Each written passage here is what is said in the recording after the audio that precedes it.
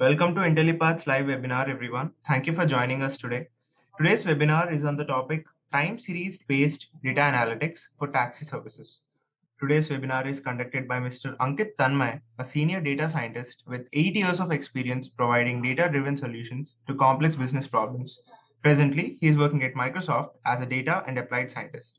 So guys, let's please welcome him. And over to you, sir. Thank you very much. Hey, thanks a lot. Hey guys, so after my introduction, let me tell you a little more about myself. So I've been working across different domains in data science and machine learning, including time series analysis, where I have worked extensively on different, models for time series prediction. Time series analysis is also known as forecasting. So if you are here to learn how forecasting works, what all EDAs we do generally before, we go ahead and forecast on any series, this is the perfect place. I would like to have your attention till the next 30 minutes for the time when I'm going to share what all things I know with you. And the objective of the session is to use time series analysis on traffic data set. So traffic is generally, very random and haphazard. And oftentimes, if we can predict what is going to happen with traffic on next, few hours, we will be able to have a better understanding of how much time we will have to spend on the road. So traffic data set is very amazing use case of how powerful forecasting is in order to make our life simpler using machine learning and data science. Introducing you to time series at the same time to introducing you to forecasting and introducing you to how to do EDA and data science. So everyone is welcome here. Feel free to express your questions on chat. I will be willing to take your questions at the end and answer them one at a time. Here we go then. So I'm using a Kaggle notebook in which I already have a traffic data set present, which I'm borrowing from Kaggle. I am going to run you through how I'm going to work with this traffic data set. Cool. So first thing first, there are certain libraries that I will need in my code. I might be needing additional libraries at the end of the code. So I will be importing as per my need or my use later in the course. For now, I'm importing NumPy, Pandas, Matplotlib, Seaborn. I was also experimenting with some deep learning models like TensorFlow, Keras. So you will be seeing some TensorFlows and Keras library as well, but they are not important. Few libraries which are very, very important at NumPy: Pandas, Matplotlib, Seaborn. Seaborn is used for all the plots which I will be making. Matplotlib, any place I need more customization, I will be using Matplotlib. I will be using datetime because we are working with time series data. So datetime is another Python library that helps me convert a string into a datetime variable. And I will be using mean squared error, which is a metric with which I will evaluate the accuracy of my forecast, which at the end I will be implementing with a very basic, model for forecasting. Cool. With this, I am going to filter out some warnings using the library called warning, and I wrote warnings.filter warning ignore. I'm going to show you the data set. The data looks like this. I have read a traffics.csv file which is available in Kaggle to give you more insight. So the moment you read a data set, you need to do df.head to understand what all things are present in this data. A better insight is given by df.shape. So df.shape is going to tell you how many columns are present and how many rows are present. So we have data for we have around 48,120 records in our data set with 4 columns. If you will closely observe, we have information about junction and we have count of vehicles which arrived at this junction at every hour from 2015. What all days we have. So for knowing what all years and what all days we have, what all months we have, I would like you to be with me as I go ahead and do further analysis. So df.shape gave me the overall structure of my data frame. When I do a df.info, I get to know the data types of each and every field. I see that the date time field is more of an object data type, which I want to convert. I'm sorry. which I want to convert into datetime format. So what I do, I use a library of pandas called to underscore datetime to convert datetime column, which is currently an object data type, to datetime data type. The moment I run this code, what you will see now is when I do a df.info, it will return me the bracket was missing. Now you see the data type is datetime 64.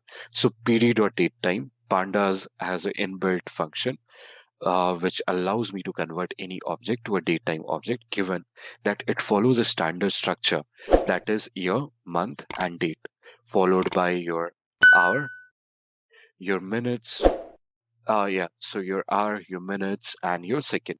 If this is the structure, then pd dot to underscore datetime is going to convert your data frame into, your column into a datetime format. Post that, I also observe that in this data frame, I don't need ID column because ID is more or less a repeat of what information I already have in my data type column.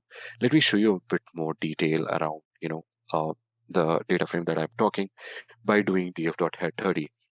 Give it a second. I think something happened. Kaggle kernel is starting again. So just wait for a while. I might have to rerun the first block. Just wait for Kaggle to allow me show you the code. Hey guys, I hope you all are familiar with pandas and toDateTime function. Okay, yeah, as told you, PD is not defined because the kernel restarted again, so I again have to rerun the kernel, which I did. Now the kernel is again importing the libraries, and we are going to have a fresh start. So I printed out 30 records, and as you can see, what I have in datetime column is same replicated in ID column. So not new information, no new information is coming to us. What I'm going to do now, I'm going to drop the ID column and only retain the datetime column for my further analysis. Once I have datetime again converted back to a datetime 64 format, data type, and then I will drop df ID column. Now, if I look at my data set is pretty neat. You will be curious, hey, what about junctions? How many junctions you have in your data set? So how do you do that? You do that very simply by doing a group by operation. Again, all these are EDAs which I'm performing on my data set to have a better hand at knowing what information my data set is holding. So I do junction and I will do an aggregate and I will do count of records is equal to date time and I am going to do count. Okay, so what? How many junctions I have? I have 4 junctions. And as you can see, I have data for junction 1 for around 14,592 records. Junction 2 also 14,592 records. Junction 3 14,592 records. But junction 4 is only 4,344 records. Now you will be curious. So if everything is present for 14,592 records, why junction 4 is not present? So what if I filter the data for junction 4 and I do a unique of, you know, all the dates that I have dot uh yeah dot what I'm doing. Wait, I need to filter it, so I will do junction and I will write double equal to 4. The moment I will do this, and I'm going to do a unique for which column? I'm going to do a unique for date column because I want to know, how many dates the data is present.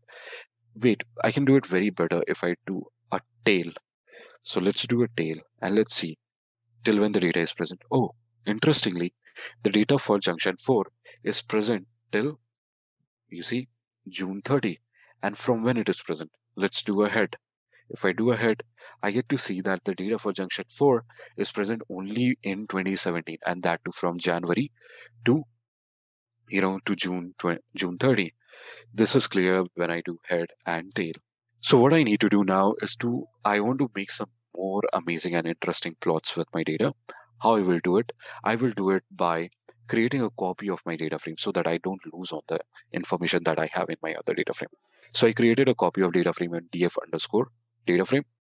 And then, my bad. And then I started making graphs. So the first graph which I want to make is I want to see how is the traffic moving across the dates So for this, what I will do is I will make a line plot for each of the four series, each series. So, yep, so I will be making one series for each of the junction across all the dates for which the data is available for them. And what I'm doing is I'm leveraging matplotlib and seaborn library. Seaborn, I imported it as SNS, and I am going to color code each of the series with a palette that I already know. So using the palette as a list and as a parameter at the end, I'm creating a plot for each of the series using plt.figure and specifying the parameter for my figure. So I want a figure having 20 into 20 size with DPI 150, and I'm importing the graph and calling it as as a variable called series, and I'm setting the title as traffic based junction and y title as number of vehicles and x axis as date. The moment I run this for you, you're going to see something very amazing. What you will observe is a little more about the data set that I'm showing you. What you can see across the four junctions is how is the traffic changing. You can see in 2015-11, I only have three junctions, which is the first, second, and third junction covered in different color: cyan, blue, and sorry, blue, peach, and purple. So if I see blue, if I see purple, purple is junction 3, blue is junction 2, and peach is junction 1. So I see most of the traffic in junction 1 in 2015 November, whereas very few traffic is in junction with purple color, that is junction 3. Again, junction 2 has more traffic across each date, and as the date is increasing, as we are increasing and reaching 2017, I'm seeing that the number of vehicles crossing each junction is increasing with time. I hope you all can find this inference or information from this data set. So what you know now, what I know now, looking at this plot, is that of the four junctions, over time, the number of vehicles crossing the junction has increased, except junction 4, which I have traffic information only 2017, and that too is present only for June, till the end of till the end of June. That is till the beginning of July. Another field, another exercise, or another thing. This is the beginning of your time series plot, and this is how you create your time series, plot. You plot all the metrics that you are capturing indexed over a fixed period of time on a graph, and then see how that metrics fluctuates. And you can see here there are four metrics now. There is only one metric now, which is the number of vehicles, which is categorized for each of the junction that I have, making me have four different graphs, one for each junction, a plot of the metric. When I make or when I observe these plots, I'm seeing a continuous increasing trend in the metric across each junction, except junction number 4, where I have very few data points, so I cannot say if it is continuously increasing or not. Let's again deep dive more by looking at individual year, month, and date plots. So I'm going to plot all the dates, month, year, and hour, and I'm going to see how are these junctions for each hour, year, and month. So when I make this graph now, cool. So I created another data frame with columns for each year, month, the date, hour, and day. Now this table looks like this. Earlier, I had only three fields: the name of the junction, the vehicle count, and each timestamp for the date and hour. So I have data at each hour level captured across each and every junction, and I'm counting how many vehicles passed. So I just splitted it into column. For splitting, I used pandas default function .dt, and .dt is followed by what I want. When I wanted to create a column for year, I just use dd.year. A column for month, I use dd.month. A column for day, I use dd.day. Cool. I convert day to the name of the day, that is Sunday, using DT using datetime library, and in that I used strf time percentage a as a parameter which converted the date value, which would have been sorry, the day value into the day of the calendar, that if it was a Sunday or if it was Monday. So this way, when I will make plot, I will have individual information about what happens with the traffic across the year, month, date number, hour, and day. Give it a minute while the code runs. This code snippet is what I'm going to use for creating the plot. Here, I'm iterating for each and every value inside the list. The values are year, month, date, number, hour, and day. And I'm going to plot a line plot. The line plot will be plotted for attribute, which becomes one of the year, month, date, number, hour, and day. And against that, I'm plotting year. So what I'm seeing that over the last few years, there is a clear uptrend in Junction 1. Junction 1 saw an increase in traffic, followed by Junction 2 and Junction 3. Junction 4 is not observed on this graph because we only have very partial information. For Junction 4, there is only 1 year information, that is of 2017 present for Junction 4, hence it doesn't feature in our graph. But for the other three junction, what do you see? You see a clear trend. Now the trend is going up. So in time series terminology, we call that there is a clear uptrend in the data. Followed by this is a plot for month. Now what you are seeing, there is a spike in the month of June in platform 1. Okay, there is another spike in the month of October, which is at 10 in platform 1. Do I see another spike in other platforms? I do see in Junction 2, there is a spike or a peak. I again see a peak at Junction 2 in month of October. For platform, for Junction 4, the data is only available for 6 months, so very less information to say anything. Is there any pattern about the date of the month and the traffic on the junction? We don't see any pattern as such at the date of the month, except a dip which is happening on 25th in platform 1, but it is not replicable across all the junction. Do hour has any significance? You can clearly see that hour is playing a significant role in the amount of traffic that you have across the junction. So we can clearly see that hour is having impact on the number of vehicles crossing. And when the hour is before 10, that means before 10 in the morning, we have very few vehicles crossing. And the the vehicle count across all the junctions taper after 1 o'clock in the night. So from 1 in the night to almost till 8 or 9, we have very less traffic. Especially at around 5 o'clock in the morning, we have very few traffic.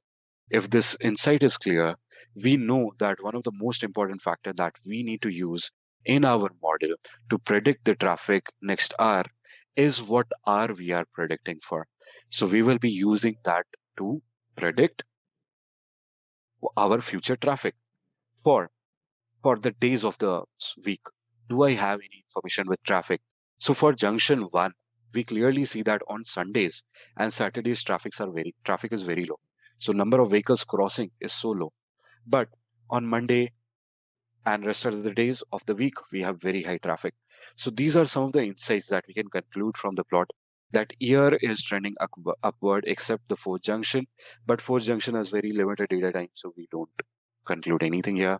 We see there is influx in traffic in first and second junction around June.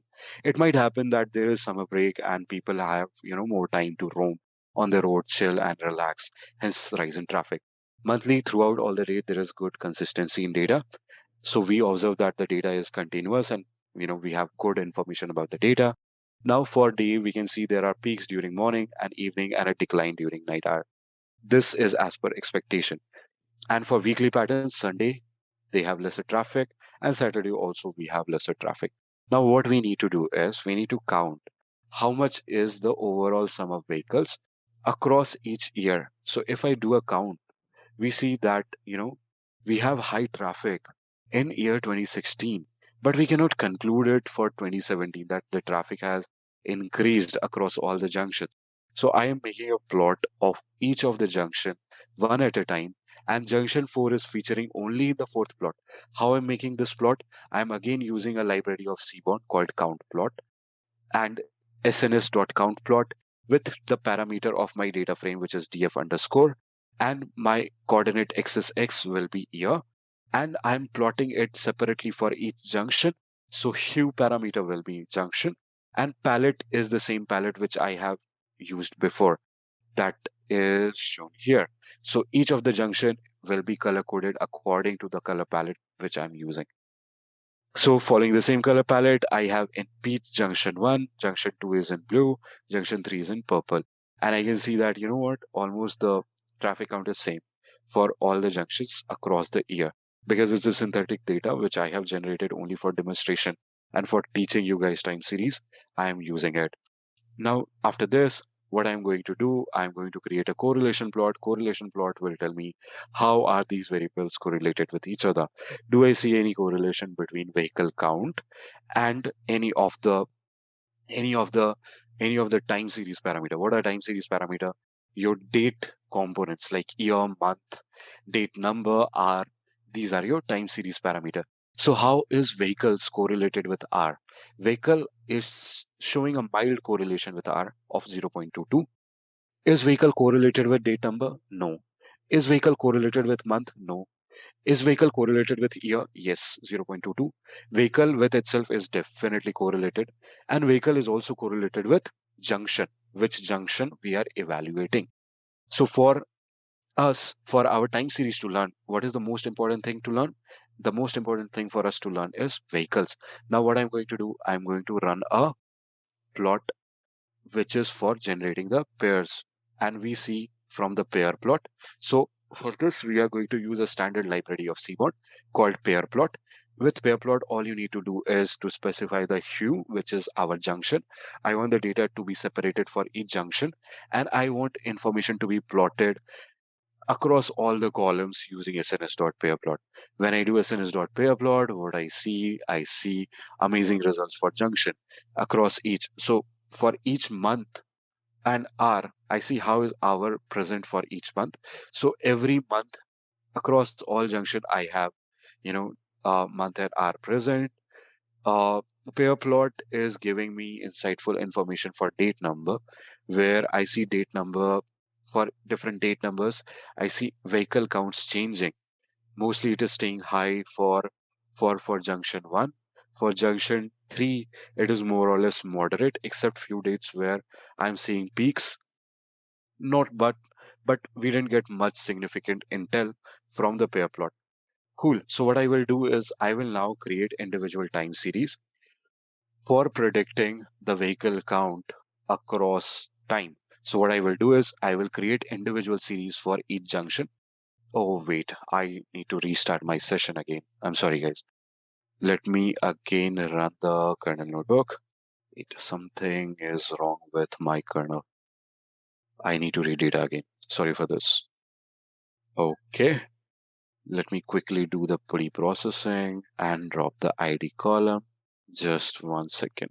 Yeah, the code is running. Okay, I have my data back. Let me check the shape. Okay, shape is pretty good. Converting again to date time and dropping ID column. So I will be ending up with this df.head. So I have date time, junction, and vehicles.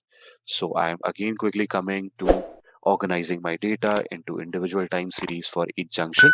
So this way you can see that I have junction and I have all the vehicles. Okay, now let's see clearly how is this DF junction. So DF junction I created using pivot. So pivot is another, another pandas function which allows me to rearrange or reorganize my data frame. So I wanted to organize my data frame for each junction getting created as a column, and I wanted date time as my index of the data frame. So you see now that for each of the 4 junction across each date time, I have vehicle counts captured. And this is happening till end of the last observation, which is 2017, June and 30th. So now I can clearly visualize one junction by selecting it individually, DF junction, and I can select vehicles and the name of the junction which is of my interest by passing it as a tuple inside, and I can do a head. If you will see this, it will show you the plot is for junction 1. Now I can directly make a plot of this by doing a plot. So you can see a plot of this will show me How is the vehicle count changing over the period of time from 2015 to the end? Okay, cool, amazing.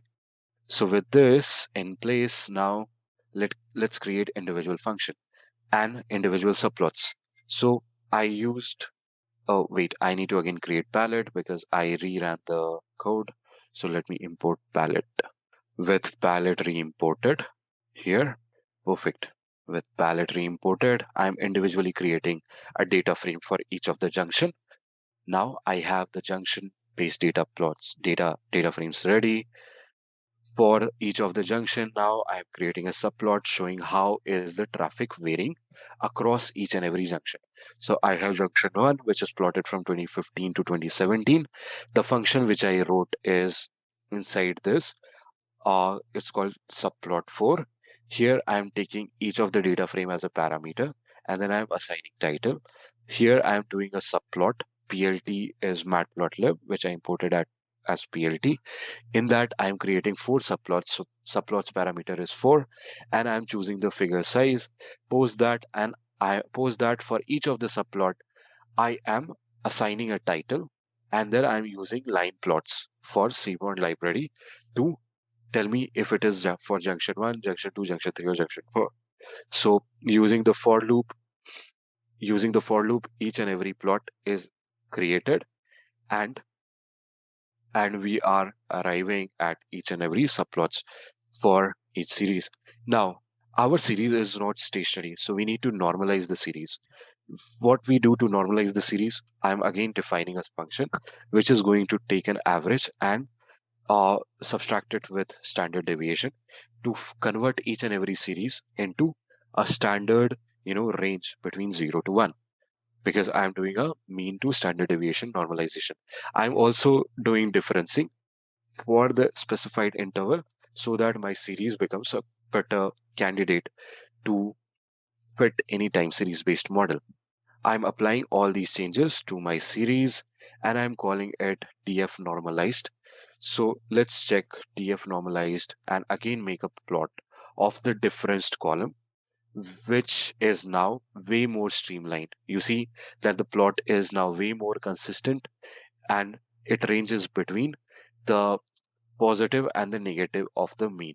What we need to do now, this is the final step now. With our data ready, let me again show you how our data was. Our data was, let's take any of the junction. Give me a second. df underscore 1. This is for junction 1, for which we have the most rich data set. So it looked like this. And I say dot reset underscore and I say dot vehicles, capital V, dot plot. This will give me a very amazing plot which I showed you already. Now this plot is available and I want to forecast the future values for this plot. So for forecasting, what I will use a library called uh, PMD Arima. So PMD Arima needs to be installed. So how I will install it, I will do pip install PMD Arima.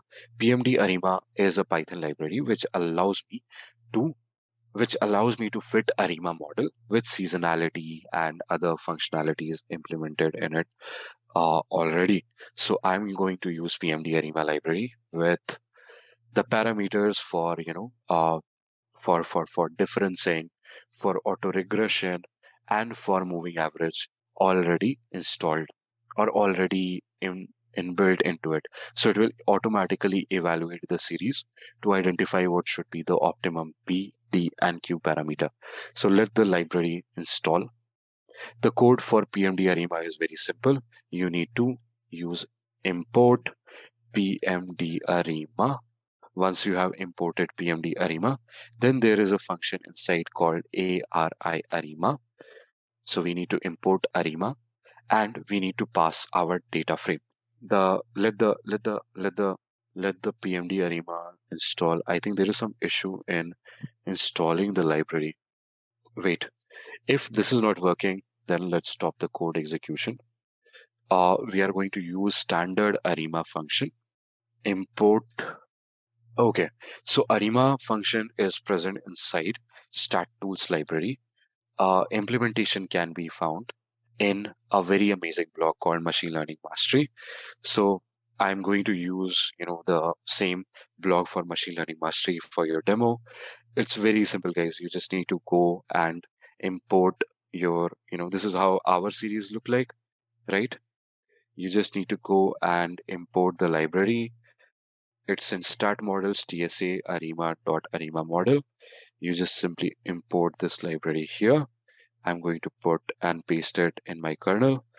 With Arima already imported, I'm going to create model is equal to Arima.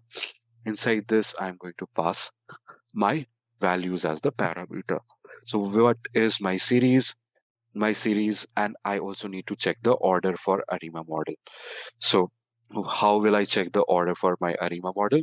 So I need to make a plot called PCF plot and uh, you know ACF plot and PACF plot. So let's quickly do ACF and PACF plot. So the function for PCF and ACF and PACF is again in stat models. So let's check ACF in Python. This will give me the code for ACF. Perfect. So it's in startmodels.tsa.starttools.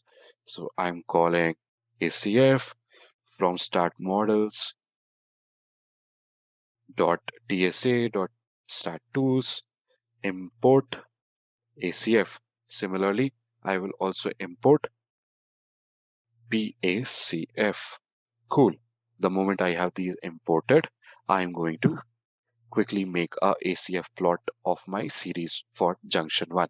So I will do ACF of junction 1 df underscore 1 dot values df underscore 1 dot vala dot junction and dot values. The moment I do it, is it a small junction or a capital vehicles? So we need to do a plot of vehicles. My bad. Vehicles dot values. So what I see as the peak ACF value. Where do I see a peak ACF value? So we see ACF value decreasing after 1, 2, 3, 4, 5, 6, 7 after sixth observation. So we can go ahead with an Arima model with AR value is equal to 6, which is visible from ACF. Similarly, you can also observe it as plot by doing plot underscore ACF. Oh wait, it's not in stat tools. For plotting ACF, there is another library, plotting ACF in Python. It's in stat models. So we need to also import stat models. I will be quickly importing stat models for you all. Import plot underscore ACF. Similarly, I will be importing plot underscore PACF. What is ACF and what is PACF? So ACF is autocorrelation function. In time series, the fundamental idea or understanding is what has happened in past is going to happen in future.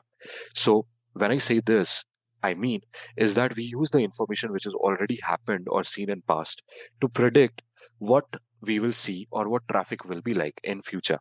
So autocorrelation means a series correlated with itself after each successive lagged value. Similarly, PACF gives me same, but instead of correlation, we are taking partial correlation here. Again with the same series lagged value. So how I will do it? I will again do plot underscore ACF and I will pass df1 underscore vehicles. Let's see what I end up with. I end up with an autocorrelation plot that looks very amazingly like this. What do I mean by this? Wow. So when I see this, the significance is pretty high. We have really good correlation, which tapers after here, after it goes till 24 observation, and after 24th observation it tapers. So we have a good autocorrelation of 24. So I will not use parameter AR is equal to 6, but from the graph now I'll be using AR is equal to 24. Now for for D, we will have another technique, which I will explain you how. For Q, we are going to use something called plot underscore PACF. And again, I will do df underscore one dot vehicles. So what do you conclude from here? You conclude that it changes its place after sixth observation. One, two, three, four, five, six, seven, eight. Eight observation. So we will choose Q as 8. So my Arima model's AR parameter or P will be 24, Q will be 8. What else? What else? What else? What else? What else? We need differencing. So idea is to remove the trend which we observe in the series and to make the series stationary. So for that, what we do is we do a differencing, and we can start with a differencing of 1 in order to make the tutorial simple. So we will take a parameter d is equal to 1. Differencing of 1 generally removes the trend. And I'm going to show you very amazingly how you can predict traffic from Arima, for junction 1. And you can repeat the same. Okay, so Arima is coming. I am calling it as my model, and I have imported Arima library from stat models, time series analysis, Arima and model. So with Arima library already in place, let me pass. Do we have GUI for this for forecasting? Okay, fine. So df underscore one dot vehicles, okay, and dot value. And where I have my parameters, I have my parameters specified in the same format like this. Order is equal to, and let me write it for you. Order is equal to P will be 24, D will be 1, and Q will be 8. Let's try to model it. Whoa. Okay. Values. So it shouldn't be value, but values. So I modeled my series, and my model has learned things. How can I know what my model has learned? So my model has learned, and I can do a tab to know what all attributes or parameters my model has. So my model has an attribute called fit. My model has an attribute called trend. So I can individually see all the trend component. My model also has a parameter called error or score or accuracy. So do I have any metric like RMSE or error? So yeah. So let's make a prediction. How to make a prediction? Just use a variable called predict and pass one. So this is going to be your future predicted value. Wait, I think the kernel again restarted, so I might have to rerun the code again because of Kaggle. It is only allowing me 16 minutes of kernel uses. So let me quickly run and retrain my model for you. I hope you guys are already aligned. Just the prediction, and we will be good. So this is how it's simple, guys, to implement a time series forecasting or Arima model. The most important thing that you need to learn is how will you analyze or understand your data set.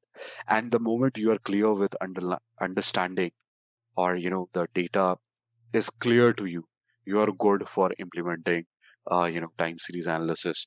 The challenge comes in the challenge comes in choosing which model will fit and how will you decide the best parameter. This is where your understanding or your knowledge in data science will come in handy. And once you are good with that, trust me guys, you can do powerful things with data science. Cool. So let me again create df junction very quickly. So I have all my junctions ready, and I am creating all the df1 and others for you. Again, I have df1 imported and Arima model implemented on it. Now let's predict what is going to be my value. So I made a prediction for future month. Wait, model is here, dot forecast. Okay, something is weird. Let me again reiterate. Model dot tab. Give me a second. Yeah, we have a predict parameter. Let's check the parameter terms. We have Arima model with moving average and variance.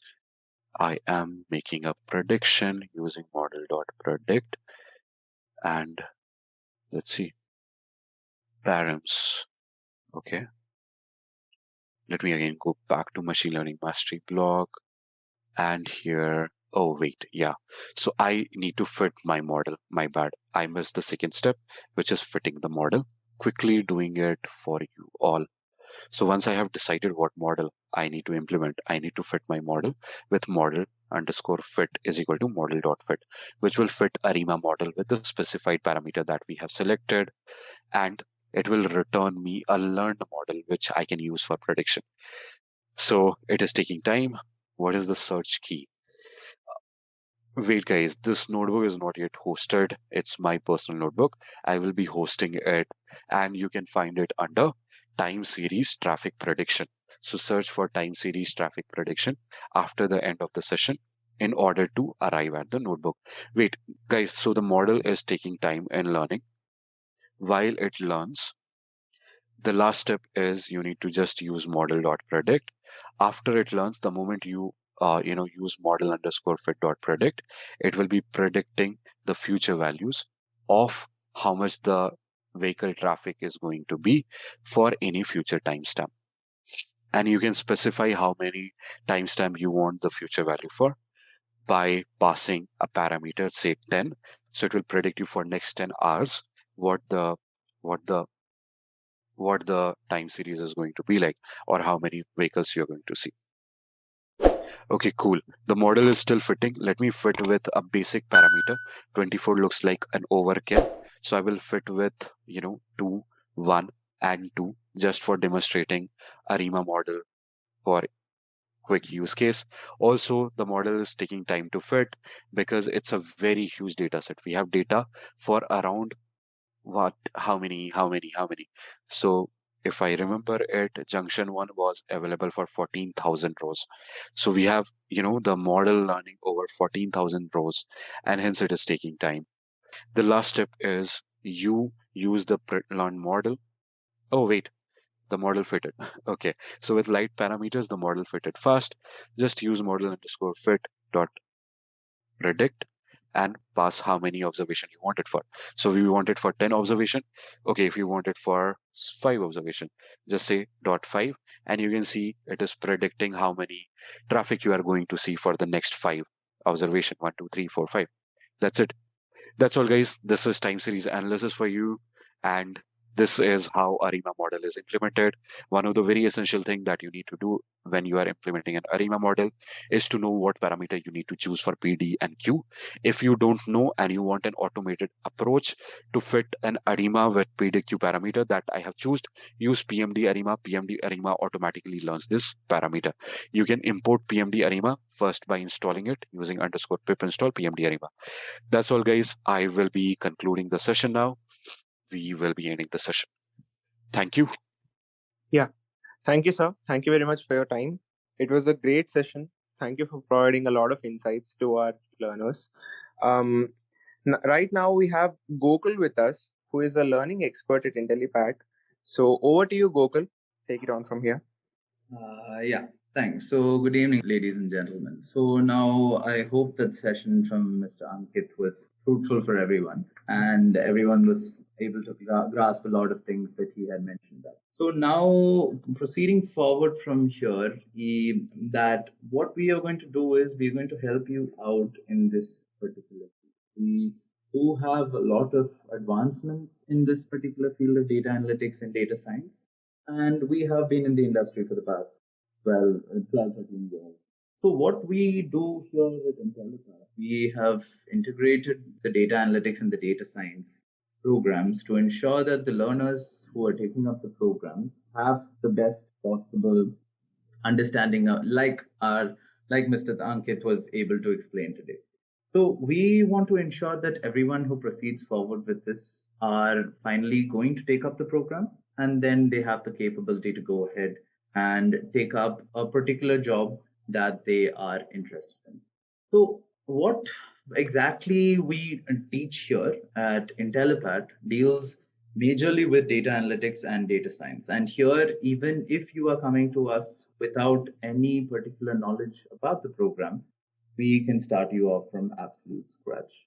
So that is the type of thing that we are going to proceed forward with. So if you look at it, we have data analytics programs and data science programs also.